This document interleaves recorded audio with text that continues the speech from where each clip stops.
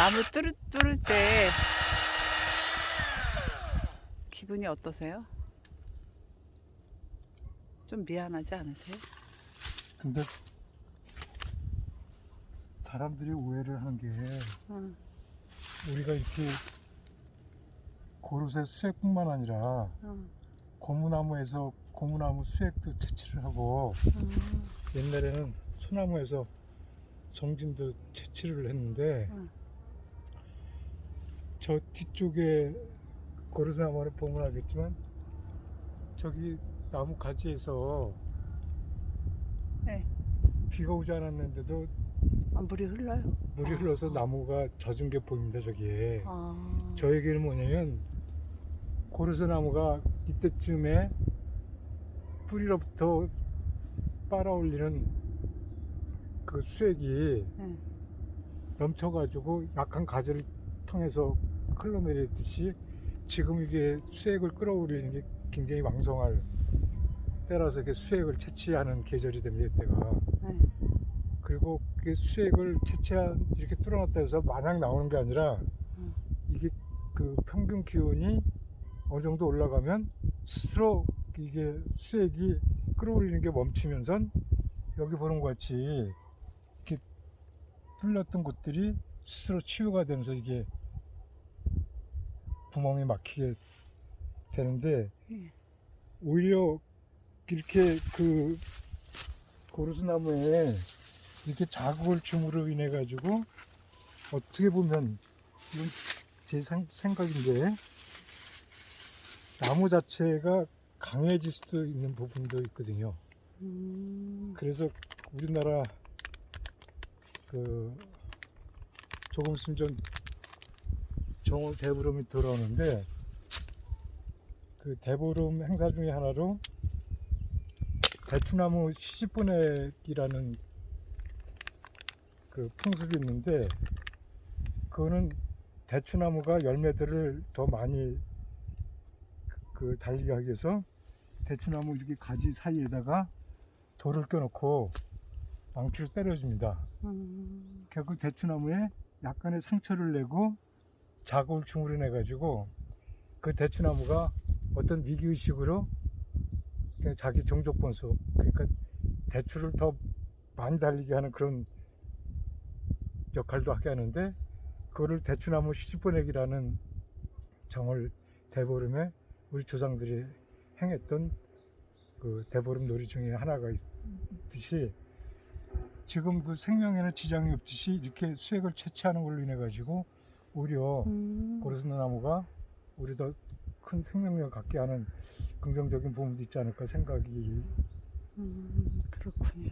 있습니다. 아, 옛날에 저희가 포크레인으로 배나무 뿌리를 한번 건드렸다가 그 돌배나무가 진짜 가지가 휘게 달렸던 적이 한 번 있었어요. 그렇죠. 그것도 같은 같은 맥락이죠. 맥락. 어떤 그 외부에서 주는 자극으로 인해 가지고 우리 더 왕성한 생명 활동을 지나치지가 않은. 그래서 항상 저기 되는 게 지름이 10cm 이상 되는 나무에다가 하나씩 구멍을 하나씩밖에 안 뚫고 이거를 무리하게 뚫으면 아무래도 고로쇠 나무한테 악영향을 미치지만 그 원칙들을 지키는 거죠. 예, 잘 알겠습니다. 감사합니다. 그래서 우리가 이 고로쇠 나무라고 그러는데 그 고로쇠 나무가 단풍나무 사촌이거든요. 그러면 그 메이플 시럽이라고 하는데 그 캐나다는 태극기 캐나다 국기 자체가 단풍나무 잎이 들어가 있듯이 그 캐나다는 단풍나무가 많아가지고 우리랑 똑같은 원리로 이런 식으로 해서 수액을 채취해 가지고 수액을 줄여 가지고 만든 게 메이플 시럽입니다. 네, 네. 그러니까 그것이 어떻게 보면 그 나라 특성에 따라서 우리나라는 고로쇠 수액으로 채취하지만 그 수액이 많이 나오는 캐나다에서는 그거를 메이플 시럽으로 해가지고 또 그러니까 우리가 레스토랑 같은 데 가면 나와서 그 빵 같은 거 잼같이 먹듯이 그것도 그 나라의 하나의 음식 문화로 정착된 것처럼 그것이 이제 뭐 고로쇠는 그 대중적으로 많이 그 인식이 됐다고 보는데요. 근데 정말 뼈가 튼튼해집니까? 고로쇠를 먹으면? 글쎄 뭐 고르쇠의 이름 자체가 뼈에 이로운 물이라고 그래가지고 권리수가 고르쇠가 됐다고 그러는데 그 겨울을 나고 나서 우리 몸에 예. 부족한 미네랄이니까 철분이라든가 이런 성분들이 아무래도 그 있는 거를 우리 조상들이 알았겠죠. 네.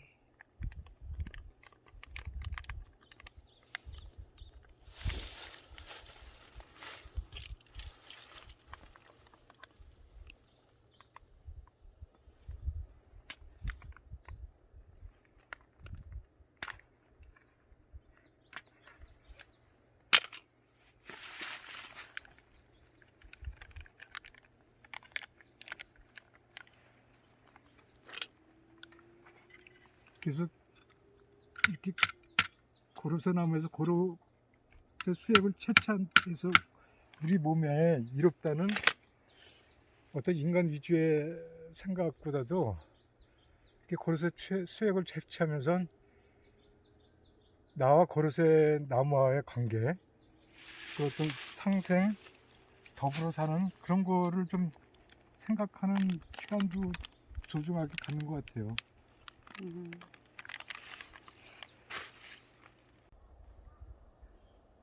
농사 짓기 위해서 산에서 내려오는 물을 가두는 웅덩이입니다.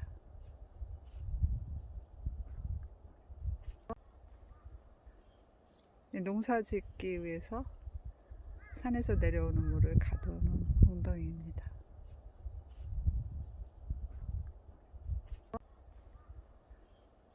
농사 짓기 위해서 산에서 내려오는 물을 가두는 웅덩이입니다.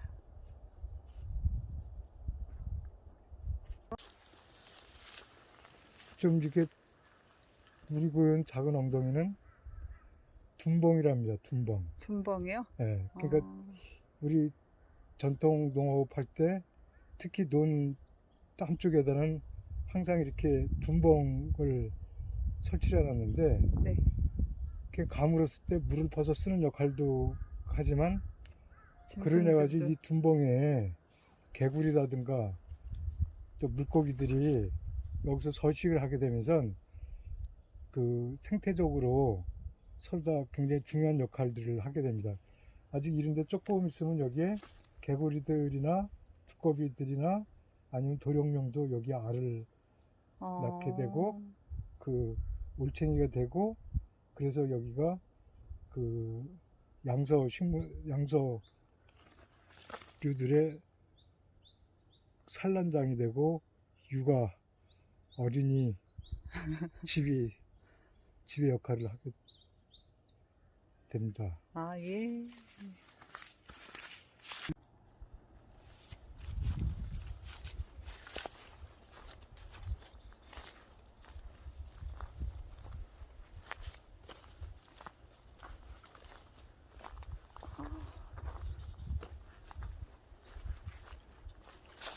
이게 한 2,000평 되는 저희가 밭이라고 부르는 곳입니다.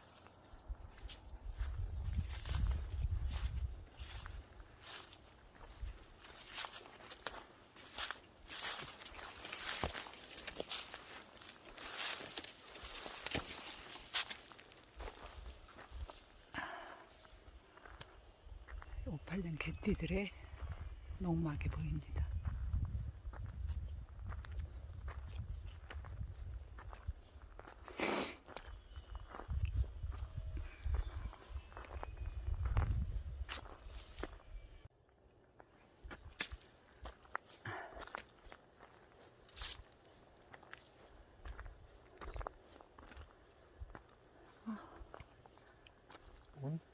예. 아, 지금은 잎사귀가 없어서 명확하게 드러나는데 여기는 산딸기 작은 밭입니다. 지금 눈에 보이는 이게 이제 산딸기 나무인데 산딸기 하면 무슨 색깔로들 기억을 하시죠? 빨간색. 예. 되게 이제 딸기류는 전부 다 이제 빨갛다고 생각을 하는데 노란색도 있죠? 예, 이 보시면 지금 산딸기 나무도 이 나무는 약간 노르스만 빛을 띠고 있는데 올 여름에 아마 이쪽에 와서 보면 산딸기 중에 노란 산딸기가 핀 거를 볼 수가 있습니다. 이렇게 숲은 다양하고 어떤 한 가지로 설명할 수 없고 한 가지로 고착될 수 없는 다양성을 갖고 있어 가지고 우리들이 어떤 그 자연에 대해서 그 갖고 있는 편견들을 그냥 뜻하지 않게 이렇게 그 바꿀 수 있는 계기를 주는 것 같아서 저는 이 노란 산딸기를 마주칠 적마다 아 우리가 얼마나 많은 편견 속에 살고 있나 그런 것도 생각을 해볼 경우가 있습니다. 네.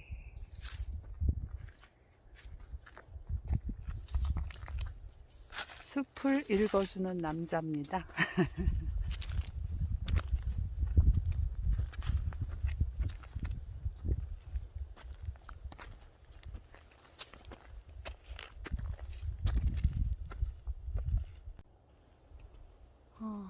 저쪽에 보면 또 아지트가 보이네요. 잠시만 기다리세요.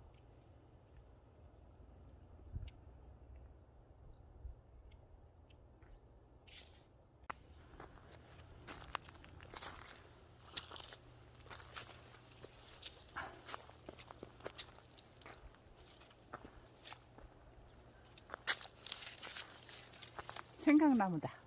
그건 알아요, 이제. 생강 냄새 나는. 지금 이 나무는 지금 꽃몽우리가 보면 저 금방 가장 먼저 피죠? 네. 숲에서. 꽃이 아, 그러니까 가장 먼저 이런 표현을 쓰면 안 되는 게 네, 몰라. 그러니까 일찍이 꽃이 핀다는 표현이 더 맞을 것 같습니다. 네. 그래서 이게 생강나무인데 그 생강나무는 이렇게 냄새를 맡아보면 우리가 음식에 양념을 쓰는 생강하고 똑같은 냄새가 납니다. 그래서 조상들이 생강나무라고 이름을 줬는데 곧 필 것 같은데. 예, 그래서 하여튼 아직 나무들이 잎사귀가 나기 전에 이 생강나무 같은 노란색의 꽃들이 군데군데 피면서 계절이 바뀌었음을 또 느끼게 해주는 나무입니다. 그래서 우리가 그 경춘선 쪽으로 보면 김유정역이 있습니다. 그 김유정 생가가 있는 곳에 그 역 이름을 김유정역이라 그러는데 김유정의 봄봄봄이라는 소설에 보면 거기서 이제 동백꽃이 나오는데 지역마다 부르는 꽃 이름이 틀리는데 아마 그 지역에서는 동백꽃이라고 이름을 지었던 것 같습니다. 생강나무 꽃을요? 예. 근데 동백꽃은 예, 빨간 거 아니에요? 그렇고 지역마다 그 풀 이름이나 나무 이름을 그 지방에서 부른 이름이 달라요? 다르는데 아마 그쪽에서는 동백꽃이라고 불렀던 것 같아요. 그래서 김유정 씨의 그 소설에 보면 거기서 동백꽃이라고 나오는 꽃이 바로 이 생강나무 꽃입니다. 잘 알았습니다.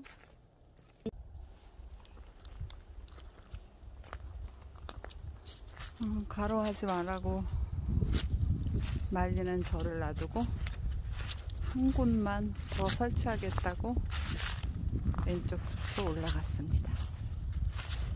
저는 혼자 저 앞에 보이는 삼복숭아 너른들, 우리가 꿈꾸는 샨티닐라야 평화의 집으로 가고 있습니다.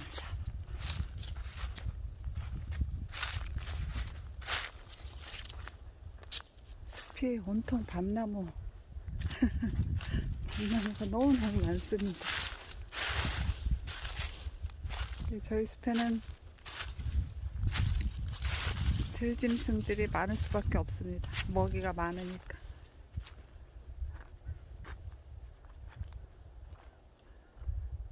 이곳은 우리 예술가들이 아이들을 위해서 지어준 원두막입니다. 여기서 보시면 이렇게 지금은 나뭇잎이 많지만 나뭇잎을 걷어내고 물을 모아서 작은 연못이 됩니다. 그러면 여름에 발을 담그고 아이들이 이곳에서 그네도 타고 너무 즐겁게 놀다 갑니다.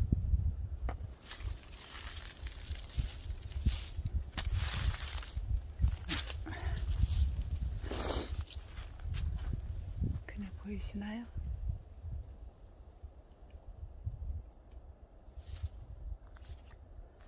저기도 한 곳 나무 하나에 하나씩 그릇에 채취가 하고 있습니다. 올라가 볼까요? 저쪽에도 전망대가 보이죠?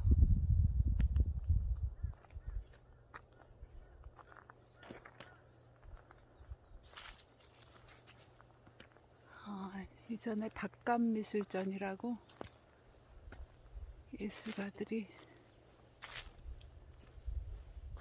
숲에서 전시회를 했습니다.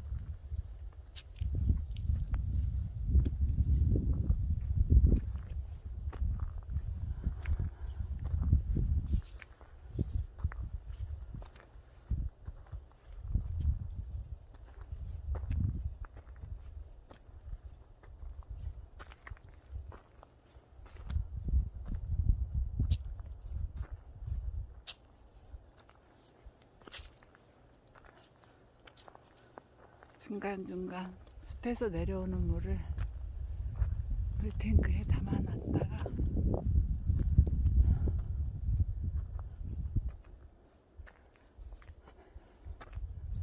한여름에는 이곳에 텐트를 치고 생활할 때가 있습니다. 이곳에 올라오면 아무 생각이 없거든요. 제가 제일 좋아하는 삼복숭아 너름들에 도착했습니다.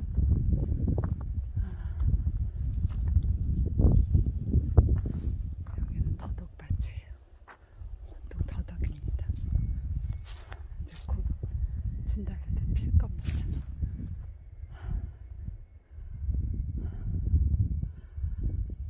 그리고 이곳에는 동굴이 두 곳이 있습니다. 그 동굴 앞에 쌓인 돌 무더기를 펼쳐 놓았더니 이렇게 훌륭한 마당이 되어 있습니다. 그 잔들을 신고 저희가 정말 오랜 시간 공주인 곳이기도 해요. 저쪽엔 도라지 꽃밭이 보이고요. 저쪽에는 붓꽃밭이 보입니다. 동굴에는 아직 박쥐가 살고 있어요. 그리고 에어컨이 필요 없습니다. 여름에 동굴 앞에 있으면 정말 시원하고요. 겨울엔 따뜻합니다.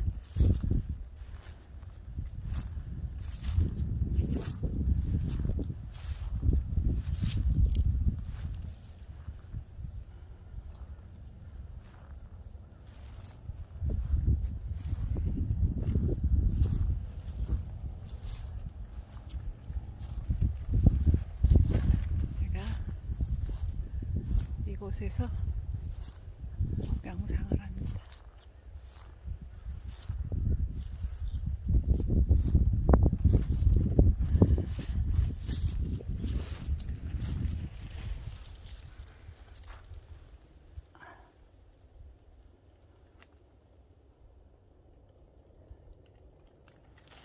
능선을 따라 나무들 키가 똑같잖아요.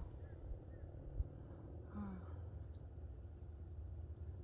햇빛을 골고루 받으면 저렇게 높낮이 없이 키가 같습니다. 세상도 모든 곳에 똑같은 햇빛이 비친다면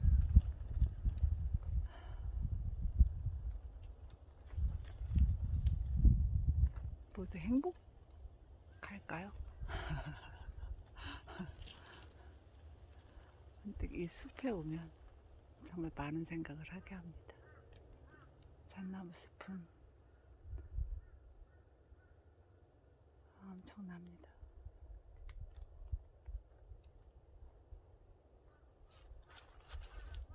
그리고 이렇게 저 끝까지 이어집니다.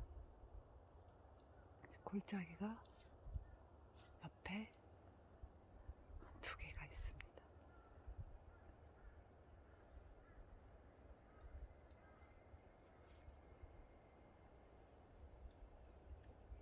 여러분 잠시 눈을 감고 호흡해 보세요. 들이쉬고 내쉬고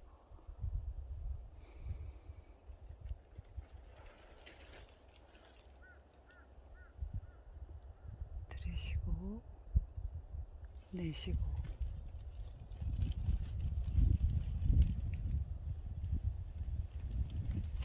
들이쉬고